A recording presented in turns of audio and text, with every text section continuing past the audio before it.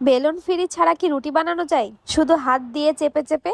আজকে তৈরি করেছিলাম আমাদের কুষ্টিয়া জেলার বিখ্যাত কালাই রুটি, যা শুধু হাত দিয়ে তৈরি করা হয়, তাই এর নাম হাতের রুটি বলা হয়। আমাদের কুষ্টিয়ার অনেক পুরনো একটা খাবার কালাই রুটি এবং ঝাল বাটা। আসসালামু আলাইকুম, সবাই কেমন আছেন? আশা করছি সবাই ভালো আছেন। সবার অনেক দোয়াই এবং ভালোবাসায় আলহামদুলিল্লাহ আমরা অনেক ভালো আছি। হঠাৎ করে কালাই রুটিটা খেতে ইচ্ছে করলো, আর আমি খুব সহজে একা হাতে এই রুটিটা কিভাবে বানালাম সেটাই আপনাদের সাথে শেয়ার করব। সবাইকে আমার নতুন একটা ভিডিওতে অনেক ভালোবাসা এবং ওয়েলকাম জানাচ্ছি। হঠাৎ করে কেন জানি না আমার কালাই রুটি খেতে ইচ্ছা করলো। এই কালাই রুটিটা আমার আম্মু এবং নানি খুবই ভালো বানাতে পারে। নানুর বাড়িতে গেলেই বেশিরভাগ এই কালাই রুটিটা খাওয়া হয়, আর যখন বাবার বাড়িতে যাই তখন আম্মু এটা তৈরি করে দেয়। কিন্তু এখন তো নানি আম্মু কেউই নেই, তাই ভাবলাম নিজে নিজে এটা তৈরি করে নিই। আম্মু আমাকে অনেকগুলো কালাই আটা দিয়েছিল, কারণ আমি কালাই রুটিটা অনেক বেশি পছন্দ করি। এটা হচ্ছে কালাই পিষে যে আটা তৈরি হয় সেটা।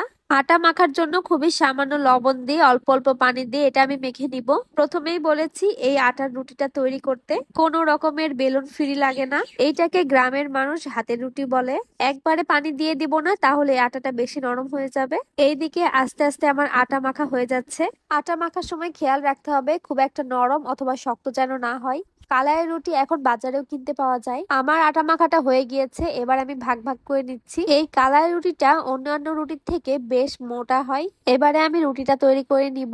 এবারে আমি একটা পিঁড়ি নিয়ে নিয়েছি। এবারে নিয়ে নিয়েছি পরিষ্কার একটা পলিথিন। অনেকে দেখেছি দুই হাতের মাঝে আটা নিয়ে হাত দিয়ে চেপে চেপে এই রুটিটা তৈরি করে, কিন্তু আমি যেহেতু নতুন, আমি সেরকম পারবো না, তাই এখানে পলিথিন নিয়েছি যাতে খুব সহজেই রুটিটা তৈরি করতে পারি। কালাইয়ের আটা অন্য আটার থেকে অনেক আলাদা। অনেকে আছেন এই প্রথম দেখছেন কালাই রুটিটা। এইবার পলিথিন থেকে আমি রুটিটা নিয়ে আস্তে আস্তে ছেঁকে নিব। এই রুটিটা মাটির চুলায়, মাটির তাওয়াতে অনেক বেশি ভালো হয়। আমি তো মাটির চুলায় একদমই রুটি সেঁকতে পারি না। চুলায় আমি একটা রুটি দিয়ে এই সাইডে আরেকটা রুটি তৈরি করে নিয়েছি। এই রুটিটা সেঁকতে বেশ সময় লাগে। আমি চুলার উপরে একটা করে রুটি দিয়েছিলাম, আর এই সাইডে একটা করে রুটি তৈরি করে নিচ্ছি। হাতটা একটু পানিতে ভিজিয়ে নিলে রুটি তৈরি করা অনেক বেশি সহজ হয়ে যায়।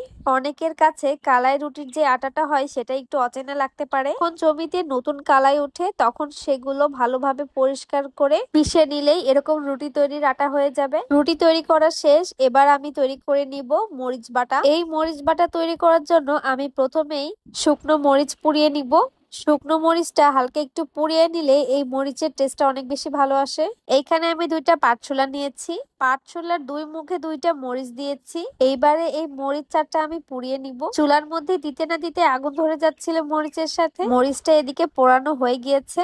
এবারে আমি বোটাটা ছিঁড়ে নিব। বোটা থাকার কারণে মরিচ পোড়ানোটা বেশ সুবিধা হয়েছে। এবারে আমাদের লাগবে পেঁয়াজ। পেঁয়াজটা আমি ছুলে তারপরে কুচি কুচি করে কেটে নিব। চারটা মরিচ দিয়েছি, তারপরে মনে হচ্ছিল ঝাল হবে কিনা, তাই আরো দুইটা মরিচ পুড়িয়ে নিয়েছি। এইবার মরিচটা বাটার পালা। আমি এখানে দিয়ে দেব পরিমাণ মতো লবণ। মরিচ বাটাতে তো লবণ অবশ্যই লাগবে। এবার আমি পেঁয়াজ আর মরিচটা পাটায় বেটে নিব। কেন জানি না পাটায় বাটলে মশলার আসল টেস্টটা পাওয়া যায়। যারা যারা এতক্ষণ আমার ভিডিওটা দেখছে তাদেরকে অসংখ্য ধন্যবাদ এবং কৃতজ্ঞতা জানাচ্ছি। আমি এখানে পেঁয়াজ এবং পোড়া মরিচটা খুবই ভালোভাবে বেটে নিয়েছি। মরিচ বাটায় পেঁয়াজটা বেশি দিলে ঝালটা অনেক কম লাগে। এভাবে ঝাল বাটা দিয়ে কালাই রুটি কে কে খেয়েছেন অবশ্যই কমেন্টে জানিয়ে দিবেন। ঝাল বাটাতে সরিষার তেল না দিলে কেন জানি না অপূর্ণই থেকে যায়। এখানে বেশ অনেকখানি সরিষার তেল দিয়েছি। এই পর্যায়ে আমার ঝাল বাটাটা একদম পরিপূর্ণতা পেল। আজকের ভিডিওটা আপনাদের কাছে কেমন লেগেছে অবশ্যই কমেন্টে জানাবেন। এখানে বসে বসে আমি আর আমার শাশুড়ি ঝাল বাটা দিয়ে রুটি খাচ্ছিলাম। সবাইকে আবারও ধন্যবাদ জানিয়ে আমার আজকের ভিডিওটা এখানে শেষ করছি। ঝাল বাটা মাখিয়ে এভাবে কালা রুটি খেতে অনেক বেশি মজা লাগছিল। সবাই ভালো থাকবেন, সুস্থ থাকবেন। দেখা হয়ে যাবে নতুন কোনো ভিডিও নিয়ে। এ পর্যন্তই, আল্লাহ হাফেজ, আসসালামু আলাইকুম।